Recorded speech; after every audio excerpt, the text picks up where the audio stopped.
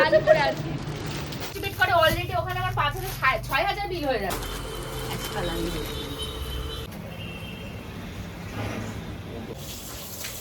চিনি কাকে দিচ্ছি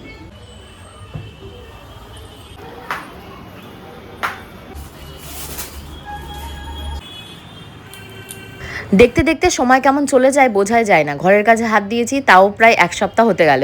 আজকেও ঘরের কাজ কমপ্লিট হয়নি, বলা হয়েছে আজকে ইলেকট্রিশিয়ান আসবে। তো তোমাদের সাথে দেখাবো ঘরের কোথায় কি চেঞ্জেস করলাম, কোন ঘরের জিনিস কোন ঘরে নিলাম।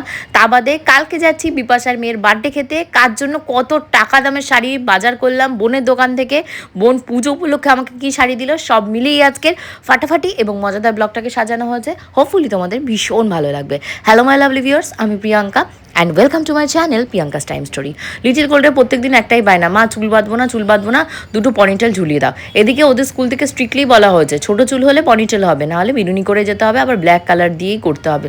স্কুলের প্রথম তো আমি অত বুঝতাম না, কালারফুল মানে যেটা হয় না হোয়াইট কালার দিয়ে দিতাম। তারপরে ওদের স্কুল থেকে ওর আন্টি ডেকে আমায় বলে দিয়েছে, মিস ডেকে, যে হবে না, ব্ল্যাক কালারই ইউজ করার জন্য। তো আজকে কিন্তু ভীষণ একটা খুশির দিন। মনে আছে আমরা সব শ্রাবণীকে গিফট দিয়েছিলাম, শ্রাবণীর বার্থডে উপলক্ষে শ্রাবণীকে নাইটি কিনে দেওয়া হয়েছিল, তারপর শ্রাবণীর ছেলেকে ওর বার্থডে উপলক্ষে একটা গিফট দেওয়া হয়েছিল। শ্রাবণী আজকে আমাদেরকে ট্রিট দিচ্ছে, আর তার জন্য মরিবাচি আজকে স্কুলে গেছি। জানি না কালকে স্কুলে যেতে পারবো কি পারবো না, কারণ প্রচুর হেডেক প্রেশার আমার উপর রয়েছে। তো আজকে ফার্স্ট টাইম আমরা যে ঘরটাতে বসি সেই ঘরটাতে আমরা বসিনি, না বসে একটু হাঁটতে গঙ্গার ওইদিকে যাবো, মানে ভাবনা চিন্তা এই করেই বেরিয়েছে। এখন দেখা যাক কী হয়। তো আমরা এখন যাচ্ছি কচুরি খাওয়ার জন্য। অলরেডি আমাদের কচুরি খাওয়া হয়ে গেছে, কিন্তু প্রখর এত রোদ উঠেছিল তার জন্য আর গঙ্গার পাড়ে যাওয়া হয়নি। তারপরে শিবানিদি ফোন করে বলেছে, কালকে রাতে ফোন করে বললো যে আসবো, কী কী কাজ করতে হবে বলে টলে দেওয়ার পর সকালবেলা আজকে স্কুলে যাচ্ছি যখন ফোন করে বলছে আজকে আসবো না। আমি ভাবলাম ঠিক আছে, না আসতেই পারে, একটা মানুষের শরীর অসুস্থ হতেই পারে। তো বাড়িতে এসে বুঝতেই পারছো আমি এখন অসুস্থ হয়ে গেছি, সমস্ত করতে হবে। এক ওয়াশিং মেশিন বেডশিট ছিল সেগুলোকে সব ভিজিয়েছি, কারণ যেহেতু বাড়িতে থাকবো না, আর বাড়িতে প্রত্যেকদিনই মিস্ত্রি কাজ করছে, ধুলোবালি ময়লা তো হচ্ছে, সেইভাবে ক্লিনিং হচ্ছে না, ডিপ ক্লিনিং। আমি ভেবেছি আমার কাছে অলরেডি 3টে ভ্যাকুয়াম ক্লিনার রয়েছে আগারোর, ভেবেছি একটা করে ব্যবহার করব। একটা ভ্যাকুয়াম ক্লিনার রয়েছে যেটা দিয়ে সোফা টোফা, তারপর তোমাদের ফ্লোর ক্লিন করা যায়, একটা যে ফ্লোরটা মফ করা যায় একটা দিয়ে। আর তারপর তো একটা দেখো মানে ওই যে আগারোর রেজেন্সি ইলেকট্রিক স্পিন মপ রয়েছে, যেটা ভীষণই পপুলার এবং ডিম্যান্ডিং। মানে যখনই অ্যাভেলেবেল থাকে আমি ট্যাগ করে দিই, মানে জাস্ট করলাম, তার দুদিন পরেই দেখবো আবার আউট অফ স্টক হয়ে গেছে। তো ওটা ভীষণই কাজের একটা জিনিস। প্রায় কত দাম আছে, 4,500 টাকার কাছাকাছি দাম আছে এখন। আর আমি যখন কিনেছিলাম ওটা তখন প্রায় ওটা 12,000 না 13,000, আমি এক্স্যাক্টলি বলে নেই, তত দাম ছিল। দামটা এখন একটু কমে গেছে, আর ভীষণই এফেক্টিভ। লাগাতার ধরো 2 বছর হতে গেলে আমি ওটা ব্যবহার করছি, কোনো রকমের কোনো খারাপ হয় না, আর খুব ইজি টু ক্লিন। মানে শিবানিদিরা না আসলে শিবানিদি যা ঘর মোছে তার 10 ডবল সুন্দর ঘর মোছে, কিছু বলার নেই, সত্যি যেটা সেটা মানতেই হবে। তো আমি ভেবেছি যে টেনশনের তো কোনো ব্যাপার নেই, বাসন কোসন যা আছে হাফ মাজবো, হাফ রেখে দেবো, কালকে এসে ওরা মাজবে, আমি জল ধোয়া করে রাখবো। কারণ আমার এখন টাইম নেই গো, আমার এখন ভিডিও এডিটিং রয়েছে, লিটিল গোলকে স্নান ধান করানো, এখন বাসন মাজতে বসলে বা হলে হবে না। আজকে ঘরটা আমাকে মুছতেই হবে। তো ভাবলাম তাহলে আমি ঘরটা একবার ঝাড় দিয়ে নিই। এই যে স্পিন মপটা, এটা দিয়ে কী হয় বলো তো, তোমরা ঘরটা একটু ঝাড় দিয়ে নিলে খুব সুন্দর পরিষ্কার হয়। আর ঘরটা ঝাড় না দিলে বড় বড় যে পার্টিকেলসগুলো থাকে, ও তো আর ভ্যাকুয়াম ক্লিনার নয়, সেগুলোকে টেনে নেবে। ওটা একটা মপ, ওর ন্যাকড়ার সাথে তো আসবে না, চুল টুল থাকলে আটকে যায়, ভালো ক্লিন হয় না। একটু ঝেড়ে নিলে একদম ঝকঝক করবে, আর এত সুন্দর ফ্রেশ ফিল হবে ঘরটা মোছার পর। আর তোমরা ওই যে জলের যে জায়গাটা রয়েছে ওখানে কিন্তু লিকুইড কিছু মেশানো যায় না, ওখানে শুধু প্লেন ওয়াটারই দিতে হয়। তোমরা ফ্লোরের উপর তোমাদের যার যেমন ফ্লোর ক্লিনার রয়েছে সেটা ইউজ করবে, খুবই ভালো। তো ওয়াশিং মেশিনে কাচা হয়ে গেছে, আমি গরম জলে ওয়াশিং মেশিনে জামা কাপড়গুলোকে কেচেছি, 2বার ওয়াশ করেছি, কারণ বেডশিটগুলো প্রায় অনেক দিনের পুরনোই হয়ে গেছে। তো এখন এগুলোকে ছাদে মেলবো, আজকে খটখটা রোদ্দুর উঠেছে, খুব তাড়াতাড়ি ক্লিন হয়ে যাবে। এই যে গেল এ হলো করতে এসছে, জিও ফাইবারের লাইন নিয়েছি সেইটার জন্য। অ্যাকচুয়ালি তোমাদের লিটিল গোল্ডের বাবার অফিসের যে জিও লাইনটা ছিল সেটা দিয়েই আমার ওপরে 5 তলায় চলে আসতো, এত স্ট্রং ছিল, যেহেতু অফিসে কম্পিউটারগুলো চলে। বাট এখন কি হচ্ছে, যে আমার চললে আমার কাজ হয় না, বাট এটা লাগিয়েও কোনো কাজ হলো না। ফার্স্টে ভেবেছিলাম যে আমার চললেও, আমি যেহেতু সামনের দিকে ফ্রন্টের মানে রুমে চলে গেলে হয়তো হবে না, হচ্ছে না। টিভি চলছে, সবই চলছে, ওয়াইফাই লাইন দেখাচ্ছে, কানেকশান দেখাচ্ছে, বাট ওয়াইফাই চলছে না। যাই হোক, কিছু করে অত লাভ নেই, যেটা হওয়ার না সেটা হওয়ার না। একটু টাইম মোবাইলটা না ঘাটলে বরঞ্চ আমি শান্ত থাকবো, ভালো থাকবো। তো যাই হোক, ছাদে আমার সমস্ত জামা কাপড় মেলা হয়ে গেছে। আর এই ক্লিপগুলো রাখার মোটে আমি জায়গা পাচ্ছি না, পাটির ভেতরে রাখা হয়, হাওয়া আসে আর পড়ে যায়। ক্লিপগুলোকে এখন গুছিয়ে নিয়ে গিয়ে লিটিল গোলকে, মানে কী হয় বলো তো, আগে যখন বাড়িতে কাজ হচ্ছিল না তখন লিটিল গোলকে এনে আমি 11টা মানে 11টার ভেতরেই ঘুম পাড়িয়ে দিতাম। বাট এখন 12টা বেজে যাচ্ছে, ঘুম পাড়াতে পারছি না। এই মিস্ত্রির পেছনে আসছে, এর সাথে একটু 5 মিনিট কথা বলো, ওকে ফোন করতে হবে, 5 মিনিট কথা বলো, এই ঘরের এই জিনিস শিফট করতে হবে। তো আজকে ভেবেছি এই ঘরের জিনিসগুলোকে শিফট করে দেবো। আর যে দোকানে বানাতে দেওয়া রয়েছে বেডটা কমপ্লিট হয়ে গেছে। আজকে ভেবেছি বিকালবেলা একটু দেখতে যাব। তারা ফোন করে যাচ্ছে, জিনিসটা এনে রাখা রয়েছে, আমরা নেবো কি নেবো না, এখনও কিছু টাকা ডিউ আছে, পুরো কমপ্লিট করা হয়নি। তো বললাম আজকে তাহলে এই টিনের যে আমাদের ওয়ার্ড্রপটা রয়েছে এটাকে শিফট করে দিই, এটা নিচে একদম পাঠিয়ে দেওয়া হবে আমাদের যে নতুন রুম দুটো ফাঁকা করা হচ্ছে ওখানে। বাট তার আগে এটা করা হচ্ছে, মানে নিচে নিয়ে যাওয়ার জন্য রামদা বা আমার বর এনাফ নয়, আরও 2জন লোক লাগবে। আর সিঁড়িটা একদমই ন্যারো প্যাসেজ, তো সিঁড়ি দিয়ে ঘোরাতেও প্রচুর কষ্ট হবে। তো আর 1-2জন লোক না হলে এটা হবে না, যদিও টিনের। তাই আমি বলেছি একটা কাজ করি, আমি এর ভেতরে যা জিনিসপত্র রয়েছে, ঠাসা জিনিসপত্র, মানে বুঝতে পারছো, আমার বিয়েতে পাওয়া গিফটের জিনিসপত্র এখনও এর ভেতরে রয়েছে। মানে গিফট কাকে দেবো বলো, আমাকে একজন ভালোবেসে দিয়েছে, সেই গিফট আমি আবার আরেকজনকে দেবো, ওইভাবেই পড়ে রয়েছে এর ভেতরে। তো সেগুলোকে সব বক্স কাটের ভেতরে দেবো। এটা হলো অনেক পুরোনো দিনকার মানে হারমোনিয়াম, কারো হারমোনিয়াম আমি সঠিক বলতে পারবো না, এই বাড়ির মেয়েদেরই কারো একজন হবে। বাট এই সমস্ত হারমোনিয়ামে তো লিটিল গোল্ড গান ফান শিখবে না। এদিকে আগের দিন আমি যার কাছ থেকে পুরনো জামা কাপড় বিক্রি করেছি তাকে আমি বললাম যে আমি এটা বিক্রি করে দিই, যা টাকা হবে সেটা দিয়ে না হয় বাড়িরই কোনো একটা জিনিস কিনে নিলাম, বেডশিট কিনে নিলাম, যার ঘরে প্রয়োজন সে নিয়ে নেবে। তার লিটিল গোল্ডের বাবা বিক্রি করতে দেয়নি। তা ভাবলাম তাহলে তো আমি যেহেতু এই ঘরে আমার শিফট করতে হবে, আমার যেহেতু অন্য কোনো ঘরে থাকতে পারবো না, তাহলে এই ঘরে তো ওই সমস্ত জিনিস রাখা যাবে না, তাহলে অন্য একটা ঘরে রাখতে হবে। তা বললো যে তাহলে সামনের ঘরের ভেতরে বোঝাই করে রেখে দাও, কারণ সামনে ঠাকুর ঘরটার কোনো ইউটিলাইজেশনই নেই।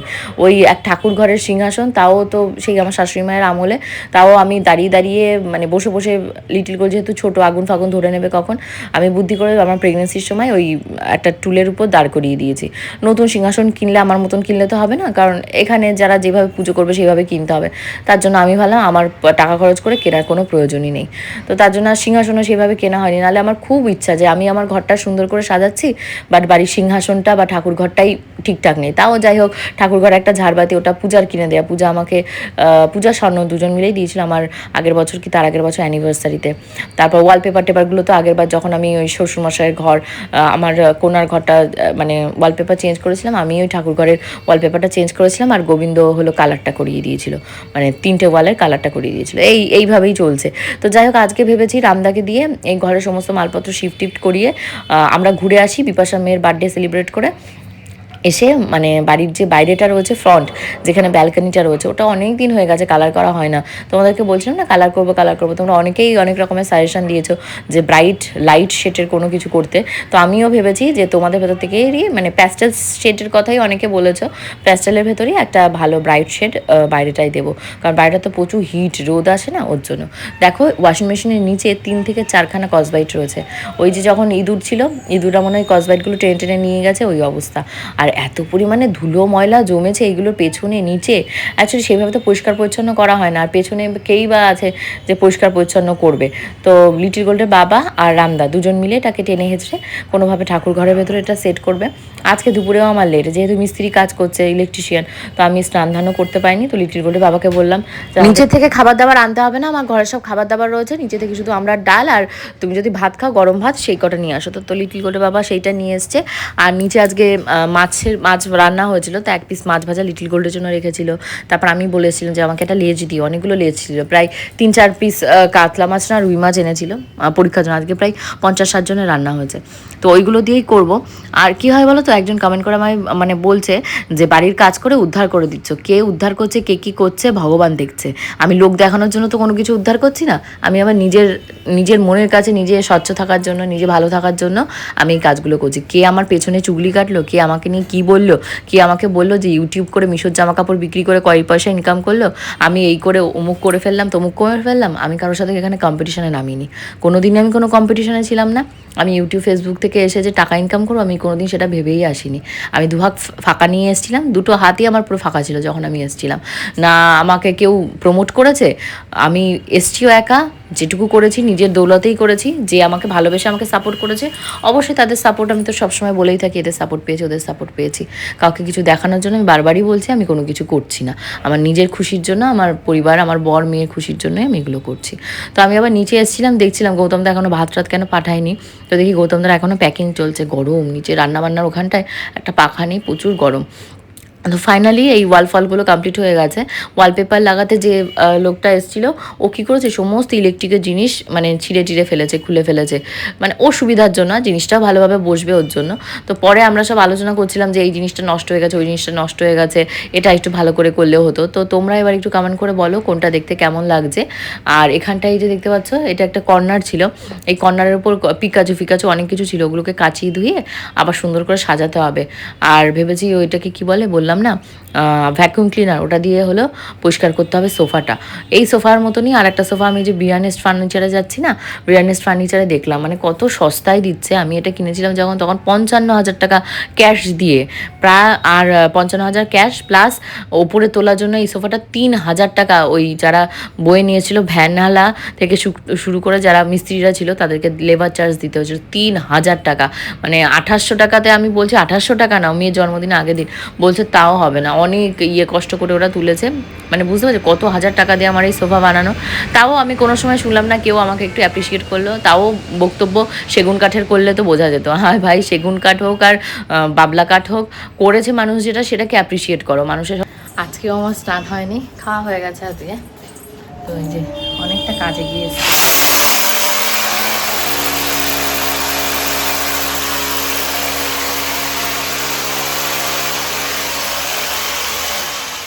এটা জানো তো মানুষেরই ধর্ম, লোককে ছোট করে দেখানো, নিজেকে সবসময় বড় করে দেখানো, কাউকে পছন্দ না হলে তাকে সবসময় নিচু বলা বা এটা করা ওটা করা। এটা আমি আমার ক্ষেত্রেও বলছি, আমিও একটু কম বেশি করে থাকি, আমিও কোনো ধোয়া তুলসী পাতা নই। তো ফাইনালি এই যে ইলেকট্রিশিয়ান কাজ টাজ করে মোটামুটি চলে গেছে, আমাকে দেখিয়ে দিয়ে, এখন কিছুটা বাকি আছে।